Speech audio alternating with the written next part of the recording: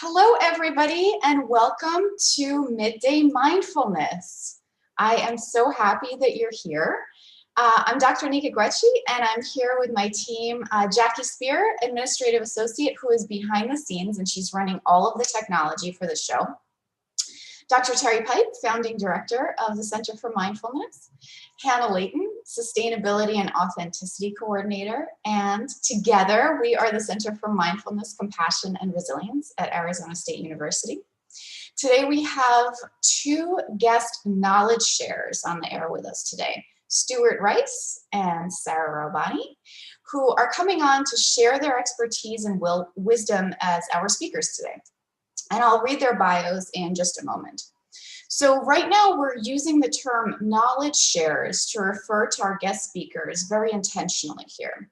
We'll be using this term not just with our special guests, but also with our dear viewers, you.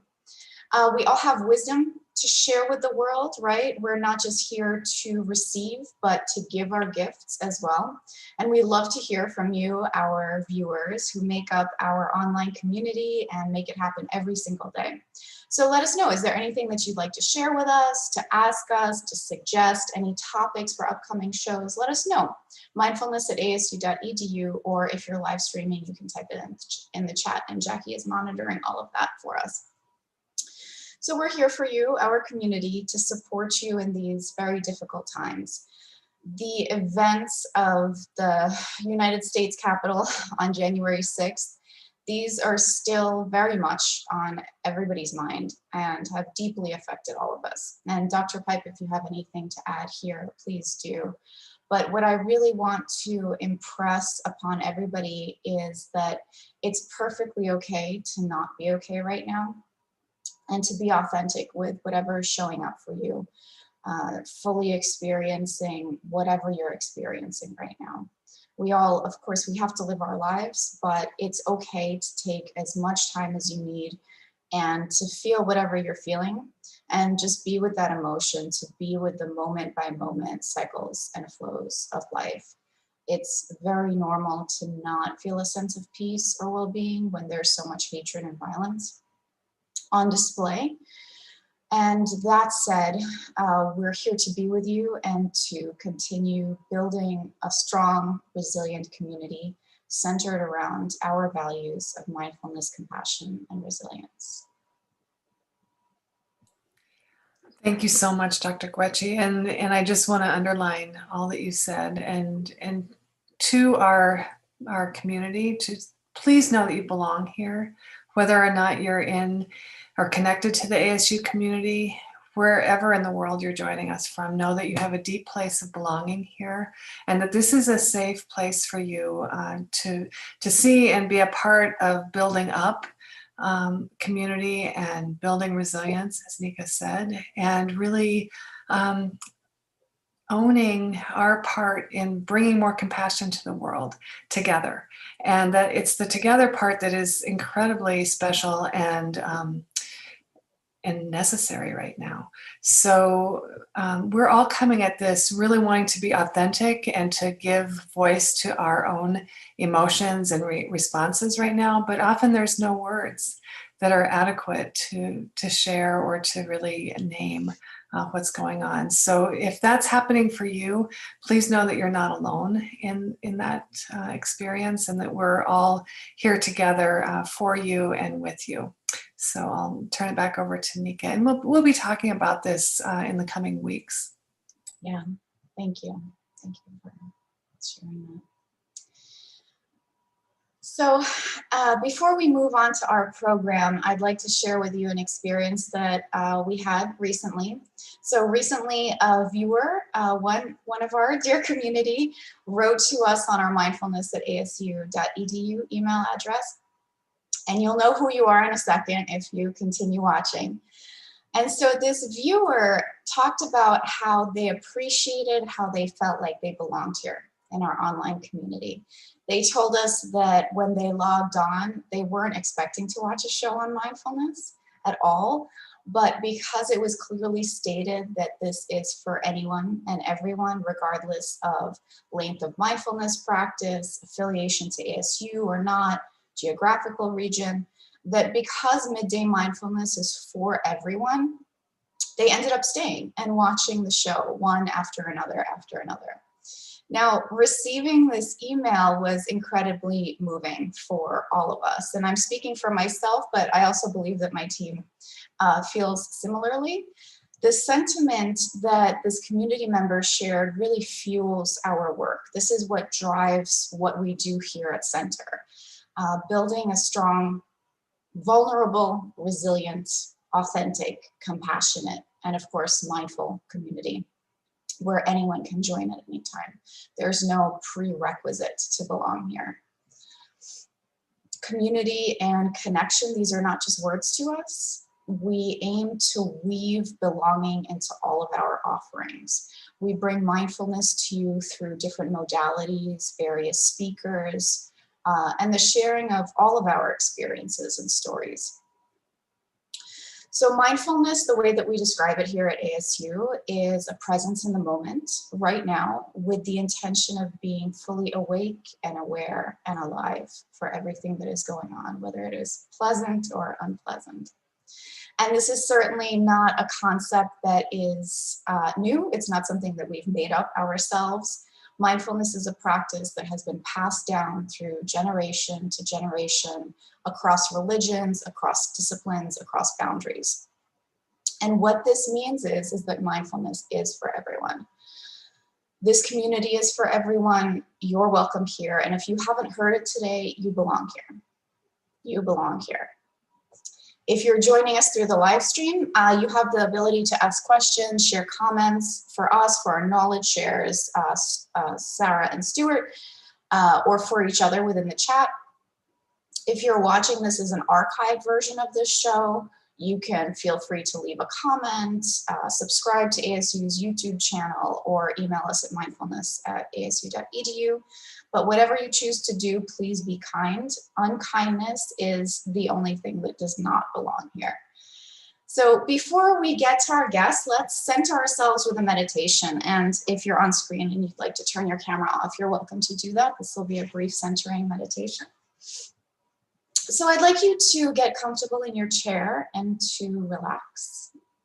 Come into stillness. The invitation to close your eyes or gaze softly downward. Taking a deep breath, placing both feet on the floor, if that feels okay for you. And really feeling your feet in contact with the ground beneath you. Just take a few deep breaths like this for a moment. Deeply inhaling, maybe noticing the breath as it goes from your chest. Can you move it all the way to your stomach and take a deep belly breath, inhaling and exhaling. Starting by focusing on your toes. Scrunch them up and then release. Now relax your ankles, calf muscles, knees, and thigh muscles. You may experience thoughts, emotions might come up. Completely okay. Acknowledge them and then let them float away, almost as if in an air bubble. Now relax your seat and begin to notice any tension you may have in your back. Breathing deeply in. And as you breathe out, slowly relax and release any tension that you might have in your back, low back, mid back. And now we move up to your shoulders. Lift them up and then release completely. Good. Now it's time to relax your neck and your jaw muscles. Taking a deep breath in. And as you breathe out, let go of any tension that you're holding in your neck and your jaw. Finally, the top of your head, the crown of your head. Hunch up your shoulders one last time. And as you release your shoulders, exhale any remaining tension. Sink and let it flow out of you. A few more deep breaths and enjoying this feeling, even if it's for a moment, of relaxation and calm for a breath or two longer.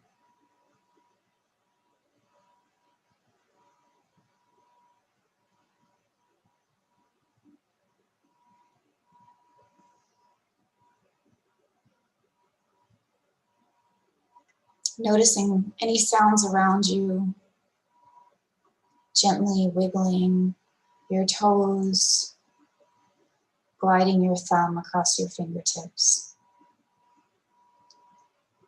Gently opening your eyes if they've been closed.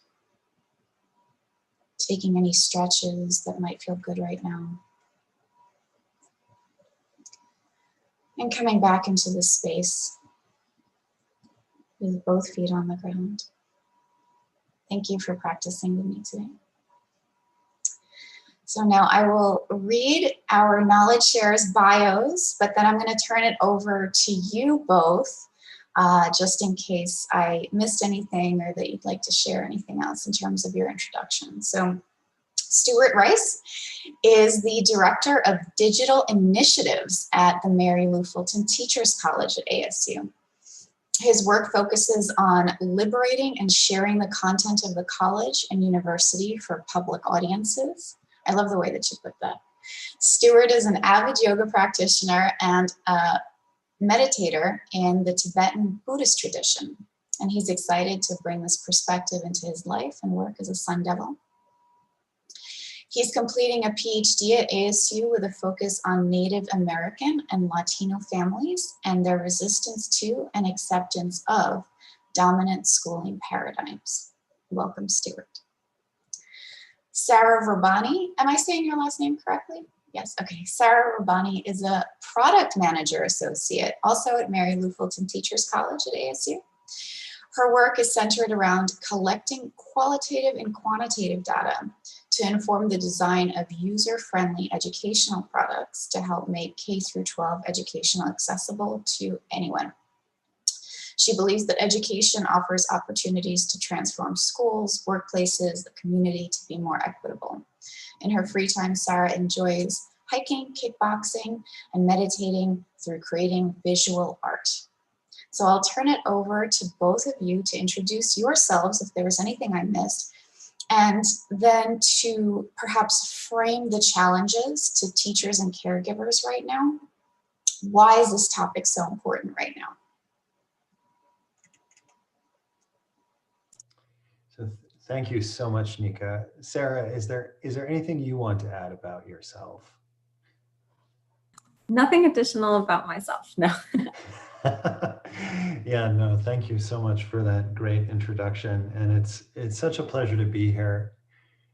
I think it's very, it'd be very hard not to notice how, in particular, education has been affected. The education system, teachers, parents, caregivers, children have been affected by the lack of school, right? I think that what we, have come to understand, I think, very strongly is that school is so many things to so many people, not just a place of learning. It's a place of stability.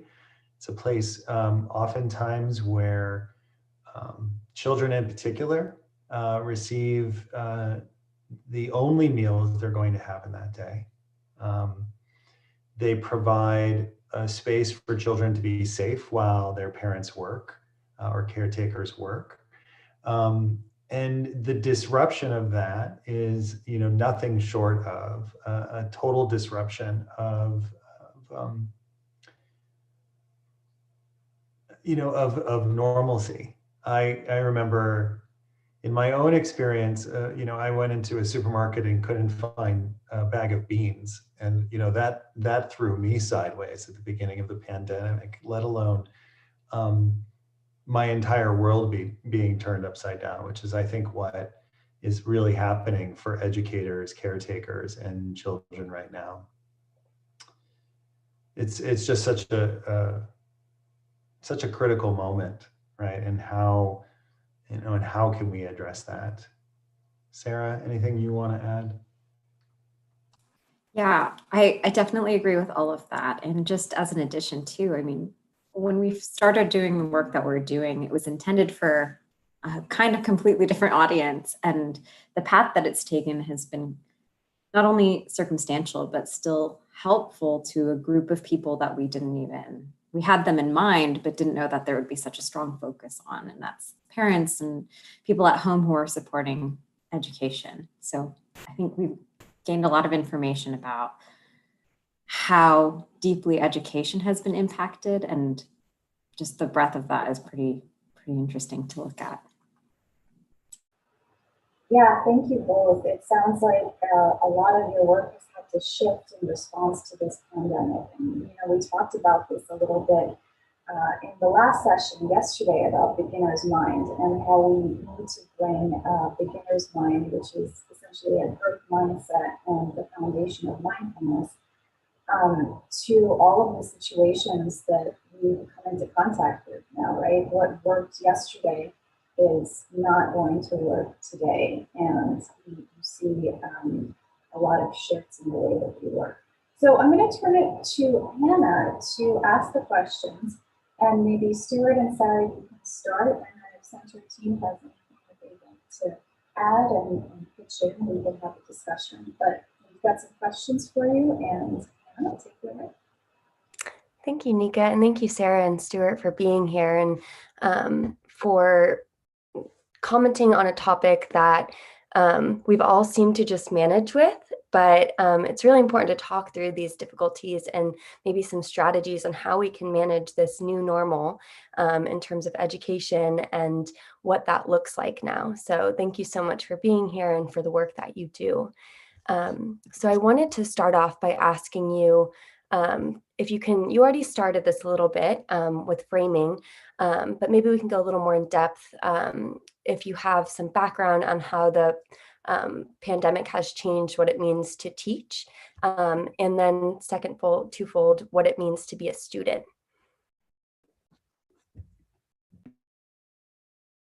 Sarah, do you want to start? Yeah, I'm happy to. I think with regard to what it means to be an educator, we've learned a lot just in creating products for different types of educators. But one that I have a neighbor who is a second grade teacher, and I was just talking to her the other day, and what she was saying is that it's helpful to be able to give attention to some students if they're hybrid, like they have a smaller class size, but it's harder to be able to assist the ones who are at home or managing the distractions. And so I think there have been some positives, and it's important not to discount those. But overall, I think the experience, especially across Arizona too, with our varying demographics, has just been like, it really depends on which district you're in, which school you're at, and the access that students and teachers both have to technology, to assistance from their districts, and support from our higher governments.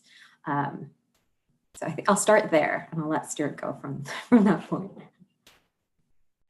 Yeah, I think that's all very present for people right now. I think one of the things that we often talk about, and I think we often see is that there's manageable problems, right? That they're in the sense of, one of the things I think is important to start with is that we know that individual teachers have been and have always been doing a phenomenal job of managing meeting the needs of 30 plus diverse children in their classroom, that the best they can, right? So and that, you know, those teachers are within systems that are built upon systems that are built upon systems. And so I think when the pandemic arose, what teachers knew they could always rely on is the development of personal relationships with their kids, right? And I think providing a consistent environment, a consistent, safe environment for them to learn in. And I think that, you know, I think when we talk with educators, oftentimes what they're struggling to do is, how do I continue to do that, right? In a situation in which, you know, they have, you know, in which I'm trying to connect to my 30 children on Zoom who are in home in various situations and have various things that they're working with. So I think for teachers in particular, you know, they're doing the absolute best that they can, right? In a situation which none of us were prepared for, and which the system itself cannot respond rapidly enough, right, to solving the problem. That having been said, I think our educational systems and our educators deserve a lot of credit. And one of the things that I know in some of the school districts that we work closely with, you know, they're not only trying to figure out how to deliver education, they're also trying to figure out how to deliver meals, right? How to deliver services. A lot of the times, you know, schools and teachers are not just fielding questions about learning, they're fielding questions about, you know, my power is about to be turned off, right? Or we can't afford our internet bill. And so, you know, schools sit so much at the intersection of every major social justice and you know, a social equity issue that, you know, we're asking them now to sort of take on this much larger role in this much expanded way at a time when there are no really great, there's no playbook for it. So I think it's definitely important to start with the fact that there's a core of really good things. There's a core of really good intent that are being made incredibly difficult by circumstance. I think that's incredibly important to say, just because I think teachers are facing and school systems are facing so many challenges and so much pressure, right, to go back to in-person learning. And, you know, I think anyone who's attentive can see that there is at least a rhetorical struggle between Governor Doug Ducey and Kathy Hoffman as they're trying to balance two priorities: safety, but also, right, this fundamental reality of there's a lot of things that stop happening when kids can't go to school, can't go physically to school. It's a lot of words, but I think it's just to say in summary that there's good things going on. There's a lot of good intention, and there's just a lot of challenge right now, I think, with how the system is set up to allow them to do what they need to do well. Thank you for those answers. Those are very important and profound, talking about accessibility and the equity issue, the access issue.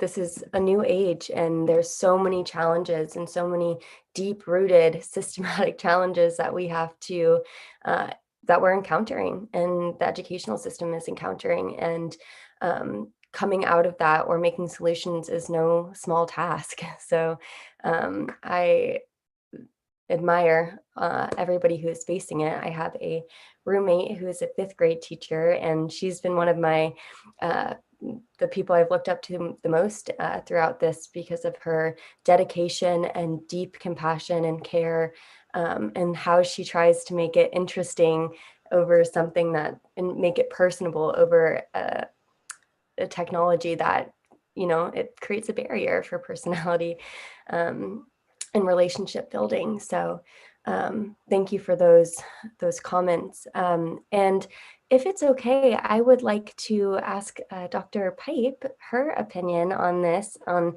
as an educator, how things have looked different for you and maybe how you've worked to adapt. Thanks, Hannah. So I teach in our PhD program, and one of the things that I've noticed is that our doctoral students have kids. And so our doctoral students are busy being doctoral students and pitching in and helping their kids learn and making sure that they have what they need at home, to grasp onto new ideas.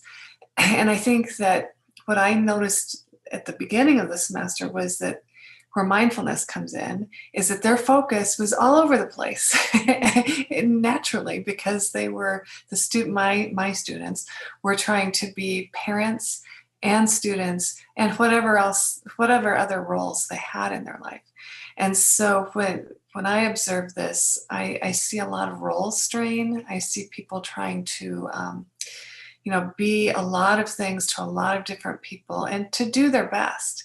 And so to both of your points, that I think there's a lot of really pure intention and energy that's really well aligned with values and lifting up really positive aspects of being human.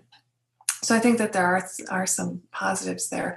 As the semester went on, I think that we learned a little bit how to adapt in real time. And so just making things available for students, that like if they need to turn off their camera, it's okay. Because sometimes you just need to turn off your camera for a variety of reasons, as we're on Zoom, or if deadlines needed to be adjusted for whatever reason. We just worked our way through it.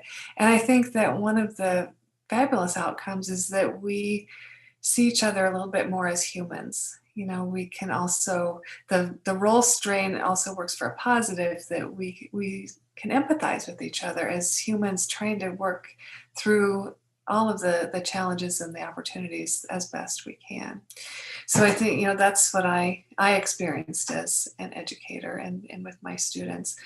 So I do appreciate that you're seeing things as positive as well as being challenged. One thing I'm really curious about at Mary Lou Fulton Teachers College, I know that you've been creating products for parents to use. And so I'd love to hear a little bit more about what has been involved with that. And then if you want to describe, I would love to hear that, because you acknowledged really early on that having some mindfulness content would be helpful for parents who are trying to educate students at home too. So however you'd like to frame that would be great.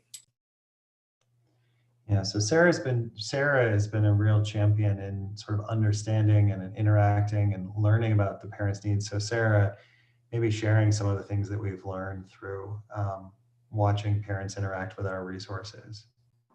Yeah, definitely. It's been a lot of fun to see what parents think of what we've been creating. And definitely we're looking at how we work, and how Stuart has really structured our team too, is that we design based off of what users need. And in this case, the user is a parent or a home educator, as we describe them. So we just finished a round of testing with this group of people, and what they've had to say is that what we're creating is incredibly beneficial to them, and it's something that they need. And that, as someone who's designing a product for those people, is really gratifying to hear. And especially too, like you were saying, Terry, Dr. Pipe, was because we see what's happening to people, and it really does lift your levels of empathy for others. And I think, well, I don't have kids, but what can I do to support the people who do have kids? And I know in Arizona too, there are a lot of parents who aren't used to being as involved with their child's education, and now they've kind of been thrown into this. So what we're creating is almost a training product for them to be able to assist their child with expert-backed tips and strategies in a really digestible way, presented in a really digestible way to them. So overall, I think being able to give them access to techniques for how to help even read to their child out loud, or how to help them feel more encouraged to do basic math. I know I was definitely not in elementary school during a pandemic, and I struggled with that. So you think about, like, if my parent had access to that knowledge, or even something so small as being able to let them try on their own is one of our tips for understanding math. It just gives a doorway to helping a child feel encouraged and reassured in a time of a lot of uncertainty, even with something as simple as that. And with the mindfulness courses as well, a lot of the parents who have been taking those courses have said they want more, because the intro level is something that either they've already started to introduce to their child, or they themselves know about it, and they see the value in just taking a breath, taking a minute one time to just pause and like check in with oneself to see what's happening, and the value that that could give to somebody who's still in their developmental years. Hopefully that makes sense. Yeah, I think that's so right on. And the mindfulness material, I think for a lot of people is somewhat counterintuitive. For example, that most people are like, I need to know how to do math, and what they want to be able to do is, how do I help fractions, right? But there's this really, at the end of the semester, one of my colleagues quoted Brene Brown, who's probably someone who everyone on this call is familiar with, and also many of our viewers might be familiar with. And one of her principles is you can't give what you don't have, right? So if you're not refilling your well, right, you can't give anything that you're not cultivating for yourself. And I think that and it's also true that the college as a whole, Mary Lou Fulton Teachers College, we're lucky in that we also have this initiative that's very central to our work called Principled Innovation. And one of the things around Principled Innovation is really this attentiveness to oneself and this attentiveness to others that allows us, in a sense, to be guided by a kind of emergent wisdom that just arises from staying in connection with oneself and in connection with others. And I know for certain, as a meditation practitioner, that that patience and being able to be with a difficult situation, right, is crucial. If one of the things that we noted early on was that parents just didn't know how to be with their kids in a learning process, right? I mean, parents, I think, are so used to knowing the answer, right? One of the pieces of user feedback that we got was that, parents just want to fix the problem. Like when a kid comes to them with something, they just want to solve the problem, help them do their homework. Here's how you do it. And it's much harder to be with the struggle, right? It's much harder to be willing to say, like, let's go through this together. And I think that part of the rationale for adding mindfulness very early on, and why we continue to want to build that library, is because that's probably one of the greatest gifts that we can all give each other right now, which is just the willingness to be with each other, to be patient and to be open, to not know, to not be so much committed to certainty, but just the willingness to connect. And I think, many parents, I think that can, even if we don't know, we can still feel empowered, through making connection. And I think, for what the mindfulness courses that we're offering in conjunction with the center, help parents do that. Just, it's taking a breath and then diving in can be so transformative. And so and it's something that I think parents didn't know they need, but they're quickly learning that they do, which is wonderful to see. Mm-hmm. And it's something that transcends subjects. It's not something that's just limited to only mindfulness or only being present or only practicing mindfulness. That's something that you can, or a parent or anyone can apply to any area of their life. So in this case, with students, it could be applied to reading. It could be applied to math or writing or any science course that they're helping their child with, or homework in that level is just it can be applied to anything. There's a lot of it can be applied universally to whatever somebody is learning or wanting to improve or practice in their life, is that you can be patient with yourself. And there's a lot of value in learning that at a very young age. I want to emphasize both of your comments. I think it's really important. And Stuart, as you were talking about that, those moments of being really uncomfortable and being in the learning process together and not knowing the answer yet, that skill and that the memories that those people are going to have and the connectivity that those maybe parents or home educators, I love that word, the home educators and the students, the bond that they're building will very much transcend the moment of the pandemic or the injustice and disruption that we're seeing. And I think that can be a very big positive that we may not see. It's hard to make meaning in the moment while we're going through all of this. However, in the future, I just think that this could be a really positive force in our social, the webs that we're building. And I certainly see this with our mindfulness community here, that there's the relationships that have been forged by the adversity and the challenge that we're seeing societally. So I love that image of just being in the learning moment together, whether it's academic learning or learning about life together while we're in this moment in history. So thank you for bringing that forward. And it's kind of a nice instance of the foundation of non-striving, which we mentioned yesterday.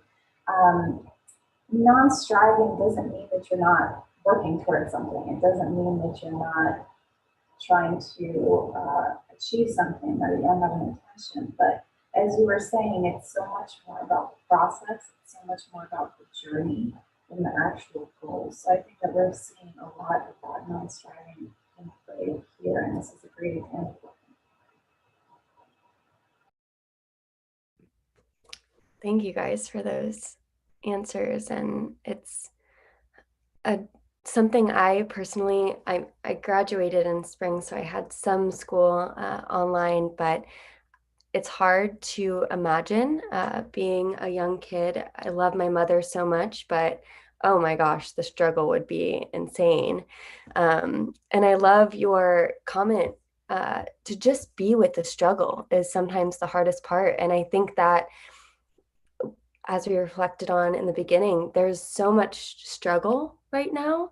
And so this, on top of all of the other struggles, is heavy and it's a lot to carry. And so sometimes all we can do is step back and stop striving for a moment and take a breath and be together in that learning process or that struggle, and just show some connection and deep empathy that everybody had mentioned. And yeah, thank you so much for those perspectives. So my next question kind of builds off of that. And you mentioned this a little bit in your previous answers, but do you have any practical tips for teachers or home educators who have to take on this kind of new teaching role? So I know that we mentioned, taking the breath, being with struggle, patience, a willingness to connect. Are there any technical tips that you guys have seen to be successful? And perhaps if you could mention any websites that Jackie can plug into the live stream chat that people could go to that have accessible resources. Yeah, I'm happy to start, and Sarah, please feel free to correct or amplify anything that you hear. I mean, I think the first thing that we need to realize is that we're learning, right? I think that this becomes so important for us to realize is that we're not going to get it right. And at the same time, we realize it's not our only chance to do so. right? We're not constantly, in a sense, on the high wire balancing and we fall off with no net, right? We're very much on solid ground in the sense that we're living in, you know, I hate this phrase, we're living in unprecedented times. I don't think anyone who has ever lived has not thought their time was unprecedented. But I think that it's true that we're not really wired, right, to not feel like we're succeeding all the time. And I think this is one thing that we need to be sensitive to, all of us, and teachers and caregivers in particular, is like, this is not about getting it right? It's about coming back, you know, in a sense, again and again. And it's doing what we can, right? It's doing what we're able to do. One of the things that, in particular, I think for caregivers, that's important to highlight is that I think there's a lot of anxiety amongst caregivers, parents, that they somehow have to replace all of the learning that the children are not getting, right? Like, so if it was 8 hours of school before, there has to be an 8-hour equivalent. And one of the things that I think it was a study out of Harvard said was that really, when it comes down to it, you know, 20 minutes of attentive time can be far more valuable than 8 hours of mixed attentive time. And I think that that's one of the things that we can sort of focus on, is that it's about, we said this before, but it's about giving meaningful attention, right? Even if that's only 20 or 30 minutes. I think, Terry, what you said was so critical, which is that we're building something for after, right? We want to build relationships. We want to build ways of being that outlast this pandemic and then become habits of being, habits and ways of being. And I think it's just, I think the first tip, and then Sarah, I would love for you to hear what you have to share, is, you know, just realize that it's not about it's really about the quality of the attention. Just giving 20 minutes of real attention is far more valuable than giving 8 hours of general diffused attention to something. Sarah, what are your thoughts? Yes, I definitely agree. And to dovetail off of what Stuart was saying, one thing when we were designing early on that has become a small mantra for our team too, is that we aren't designing for right now, we're designing for always. Something that has longevity. And I think that can also just be applied to your life, is create those habits, or try to create those habits that support you. And not every day is going to be perfect, but you can strive for that, or do small things each day to help you with it. And, or at least I know professionally for me too, is like, okay, I'm going to give myself the grace of being human. It's that not every day I'm going to be productive for a straight 8 hours staring at the computer. But like Stuart said, I can break it down into more digestible parts. And as well for teachers and students and home educators, I think asking for help and seeking help. I know our team we set up a portal for people to email us if they have questions specifically about our products. We're designing it for people. We're still kind of in development with a lot of the pieces, but it's a resource that's available, and we encourage a lot of people, anyone who has that intention, to reach out, regardless of if it's us at MLFTC or other areas of ASU. There's a lot out there to support you. It's just asking for that help and asking anyone who might have an in to, even if it's a friend or a colleague or a classmate, seeking help is always, I think, a really great foundation or a tool to have in one's back pocket. I think it's interesting that you say that. I wonder if there's a course there in some sense. I think we might have to build this one, Sarah, which is, you know, we're so it's so painful, right, to feel lonely, to feel separated, to not feel like you have support. And at the same time, and you know, we know that we're wired as human beings to be social, but you know, how to ask for help, right? You know, how to access help, and I think how to develop an attitude that asking for help is actually giving someone else the opportunity to do something which is very natural, right? Which is to connect, to offer support. And that help is rarely in the form of taking away the problem. It's sharing, you know, as we've been saying, sort of sharing the journey. And I wonder if, you know, I wonder if we're really sitting in a time of opportunity to really become people who understand that asking for help is not something to be ashamed of. To asking for support is something that is we all have to do, and I think that it's interesting to us, right? How when we build these systems, you know, how much they get used, and we're very attentive to ourselves. You know, what are we getting in terms of feedback? And it's an interesting question, and one that I'm going to have to think about some more around. You know, how willing are people to ask for help? Do people know how to ask for help? Right? Is that a skill that people need to develop? It's an interesting question. I'd love to hear, Nika or Terry, what your experience has been with that. I love the idea of coming up with a course or a module or something that really empowers this asking for help. And so fresh in my mind is that I serve on the Arizona Health Improvement Plan committee that is really looking at mental well-being for the state of Arizona. And we just had sort of a strategic planning meeting yesterday talking about substance use disorder and suicide prevention and loneliness as the three core areas that we'll really be addressing across the state in the coming years.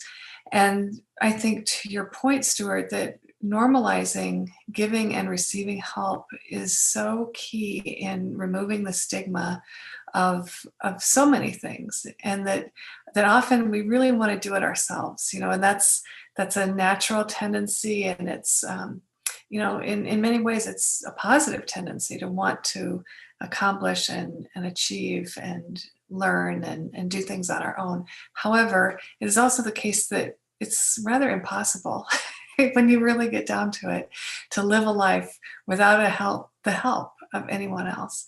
And what you emphasize about the giving and receiving, that when you ask for help, you actually give someone else the opportunity to share their expertise or their wisdom or just the company, you know, of being on the path with someone. So I really like this idea of how do we ask for help? What does it look like? Removing the stigma of if you ask for help, you know, it doesn't mean that you're weak. It actually is a sign of strength and energy that you're willing to raise your hand and ask for help. And then also, how do we receive help and give it? You know, certainly one lesson that we've learned at the center is you're experiencing how to barter. You know, when somebody asks us for help, how do we say, yes, absolutely, we want to help you. Will you help us to do this? And it's a wonderful model where we can really build on the strengths of all and move forward together in a way that honors everyone's experience and perspective. So count us in if you want to build something like that. Definitely. I love this idea of creating a course of how to ask for help. I met with a friend a couple of weeks ago, and they seemed a little down and a little off when they are normally not, you know? And so I reached out and I said, you know, what's going on? Tell me more about how you were the other day. And he said, well, I'm trying something new. I'm trying radical transparency. So when people ask me how I am, I'm not just going to say, fine. I'm going to say, you know, this is how I'm really feeling. And even though we are, all of us at Center and both of you, I'm sure, are in positions where we want to help people, it's still hard for others to come to us or to display that radical transparency, right? And it's kind of too bad, because we often find more connection in our pain than we do in our joy, or just as much, I would say. When we share our pain and our suffering, we realize that we're not alone, and so many others have experienced what we've experienced to some extent. And I also think that this is a typically American strategy of saying that you're fine when you're really not. I come from Russian descent, and when you ask us how we are, we'll tell you. Like, don't worry, we'll tell you how we're doing. So there's a lot more like individualism in America, and a lot more, I don't want to say community in the Russian culture, but there's just a lot more of that radical transparency that you see, because the way that connection is made there is kind of a soul to soul connection. That's what it's called. And so I think that we could potentially be seeing more of that, and I'd love to see that, but a lot of people don't know how to do it. A lot of people don't know how to ask for that help. So love that idea. And this is, I mean, I think in a final note is that this has always been such a challenge for educators, right? Is that teachers go into a classroom, they shut their door, and they sort of stay in isolation, right? And they have maybe this, you know, teachers, when we started to think about what are the services that teachers want, the top thing that they want is professional learning networks, right? Because the job of teaching is so lonely, right? In that sense, like you go in your room, you teach. I'm not sure, Hannah, I would love to hear what your experience of your roommate is. Like you go into your room, you teach, you spend your day in the classroom, maybe you drop into the faculty lounge, you go home with all of your kids' work, you grade, you come back and you do it again. And so in a profession that can already feel pretty lonely, I feel like that this idea of creating meaningful connection, working in teams, thinking in this way, can only be of help, particularly to educators at this time. I don't know, Hannah, if you have vicarious experience with this. Yeah, she asks for attention when she needs it. So she's good about getting her talking breaks in the middle of the day, and we're always here, open door whenever she needs. She keeps a very positive attitude, and she always puts the students before herself. And I think that's, you know, when you're in these roles, you are driven by your love for what you do. That's not an educator role is not really a something you want to go into if you're not very interested and passionate about helping these people or teaching the topic that you love.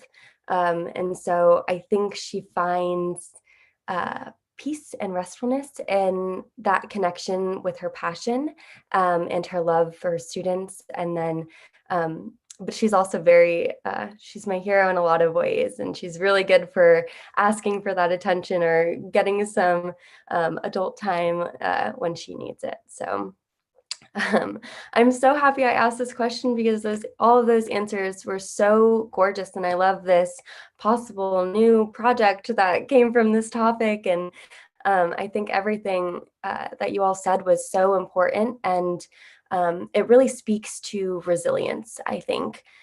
These are all ways that we can build resilience. One, accept we're not always going to get it right or perfect, and that's just what it is. And that's okay. But it's about coming back and coming back and coming back and just showing up, asking for help, building community. We thrive as a society or as humans because we've come together in communities. We don't work as individuals lost in, that doesn't sustain our population and all of our processes. We're all in this big web that's really connected. And so it's okay to tap into that web and to ask for when you need that support. And so, yeah, I thank you, and I admire you and your team, both of you and your team, for responding and engaging with emerging needs, but also with the mindset that these solutions need to be sustainable. They need to be long lasting. So even though they're new needs, we can make lasting solutions by being attentive, being responsive, and deeply caring. So thank you and your team for doing that. We're out of time already. I had a bunch more questions, but this is so great. And thank you guys for your reflections and for being here. And I will pass it over to Nika.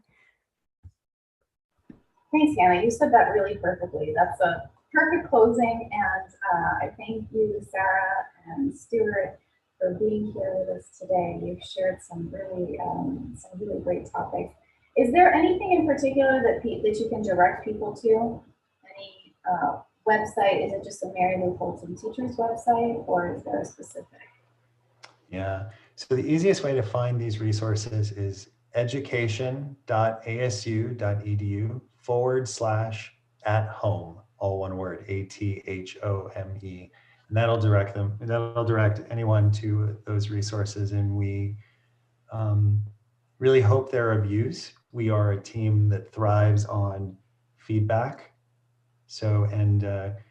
And so we really hope that if anyone in the audience today is inspired to go and look at those resources and has both kudos and opportunities for improvement, please use the avenues that are available on the website to let us know. And what is the cost structure? And we have listeners really from around the world. Is it okay if they access these resources too? 100%. These resources are free and available to anyone who would like to access them. So please take advantage of them. This is why ASU is the leader in innovation for 6 years in a row. So thank you all so much for being here. Tomorrow, we also have a great program for you. Leslie Rowans from the College of Health Solutions at ASU. She's a professor there, and she's got a lot of experience in yoga nidra, Reiki. So she'll be talking about yoga nidra and leading us in a lovely yoga nidra session. So please join us. Next week, we will be talking about courage. So join us next week as well.